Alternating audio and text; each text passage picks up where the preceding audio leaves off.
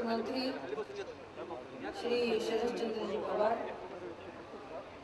Doctor नागनाथांना Naikwadi, Shrimati Kusumtai Naikwadi, Shri वैभव नायकवडी आणि बंधूंनो आणि भगिनींनो, आज छत्रपती शिवाजी महाराजांच्या जयंती दिनी भारतीय स्वातंत्र्य लढ्यातील थोर स्वातंत्र्य सेनानी क्रांतिसिंह राणा पाटील यांच्या पूर्णाकृती पुतळ्याचा अनावरण समारंभाला हजर राहताना मला अतिशय आनंद होतो। आज शिवजयंती आहे। सर्वप्रथम मी छत्रपती शिवाजी महाराजांना शतशः नमन करते। आता स्वातंत्र्य संग्रामातील तळपता तारा असलेल्या क्रांतिसिंहांच्या कर्मभूमीमध्ये वाळव्यामध्ये मला येण्याची संधी मिळाली, हे माझं मी भाग्य समजते। महात्मा गांधीजींच्या शिकवणीनुसार श्रद्धा ठेवून स्वातंत्र्य लढ्यात वर्षानुवर्ष सत्याग्रहाचा अवलंब करत नाना पाटलांनी 1942च्या आंदोलनामध्ये प्रति सरकारच्या रूपाने एक वेगळं पर्व निर्माण केलं।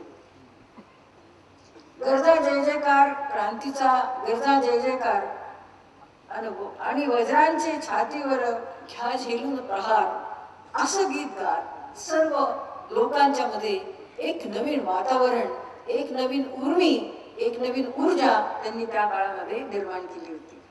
आणि केवळ याच भावनेने त्यांनी देशाच्या स्वातंत्र्य संग्रामामध्ये पूर्णपणे आपलं वर्चस्व वेचून टाकलं। क्रांतिसिंहांच्या सारख्या अनेक देशभक्तांना अथक प्रयत्नांमधून 15 ऑगस्ट 1947 रोजी देशाला स्वातंत्र्य, त्यांच्या अशा सगळ्यांच्या प्रयत्नातून देशाला स्वातंत्र्य मिळालं। आणि महाराष्ट्रात पुण्याला शनिवार वाड्यासमोर 15 ऑगस्टच्या पूर्व संध्येला युनियन जॅक उतरवून राष्ट्रीय ध्वज फडकवण्याचा बहुमान राष्ट्रीय क्रांतीवीर सिंहांना त्यावेळेला मिळाला। आयुष्याच्या अखेरीस मात्र त्यांना मधुमेहाचा त्रास झाला आणि एक पाय कापावा लागला। त्यांचं सारं आयुष्यच शरपंजरी असल्यामुळे या शरपंजरी अवस्थेला घाबरतील असं जर कुणाला वाटलं असेल तर ते चुकीचं आहे। आणि त्याचं त्यांनी दुःख मानलं नाही, कारण शरांची टोकी फुलाप्रमाणे झेलणारे क्रांतीवीर खरे वीर होते, खरे सिंह होते। त्यांचे सहकारी क्रांतीवीर नागनाथ अण्णा आणि त्यांच्या मातोश्रींनी अखेरच्या काळात त्यांची देखभाल केली आणि 6 डिसेंबर 1976ला क्रांतीवीरांचं देहावसान झालं। सामान्यांशी बावनकशी निष्ठा बाळगणारं नेतृत्व गेल्याने सगळ्यांना आपल्या घरामधला कर्ता पुरुष गेला इतकं दुःख प्रत्येकाला त्यावेळेला झालं। शेतकरी आणि शेतमजुरांना न्याय मिळावा हे त्यांचं स्वप्न पूर्ण करण्यासाठी त्यांचे सहकारी जे सुदैवाने आज आपल्यामध्ये आहेत, नागनाथ अण्णा अजूनही कार्यरत आहेत, मी त्यांचं आज अभिनंदन करते। आज नव्वदीकडे वाटचाल करत असतानाही त्यांचा उत्साह थोडाही कमी झालेला नाही। मी त्यांना विचारलं, प्रकृती कशी आहे? ते म्हणाले उत्तम आहे, वय 86 आहे।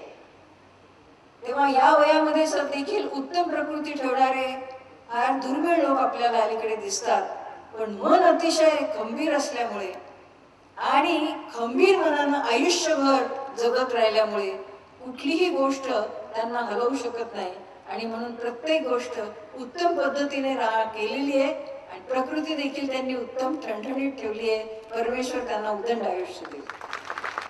आणि क्रांतीवीरांनी जो आपल्या कर्तृत्वाने, आपल्या इच्छाशक्तीने, आपल्या ऊर्जाने, आपल्या स्फूर्तीने जो नवीन स्फुल्लिंग जागृत केला, नवीन प्रतिसरकार करून ते आदर्श कसं असावं हे आदर्श त्यांनी नव्या येणाऱ्या सरकारच्या समोर ठेवलं।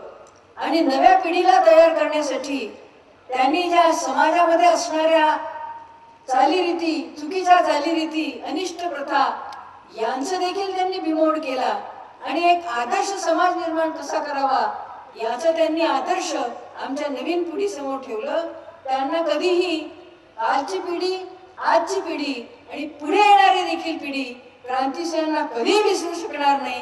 त्यांचा हा पूर्णाकृती पुतळा जो आहे हा नेहमी आपल्या सगळ्यांना प्रेरणा देत राहील आणि त्यांचं नाव हे अजरामर आज झालेलं आहे. पुन्हा एकदा त्यांच्या स्मृतीला नमन करून मी माझं भाषण संपवते. जय हिंद.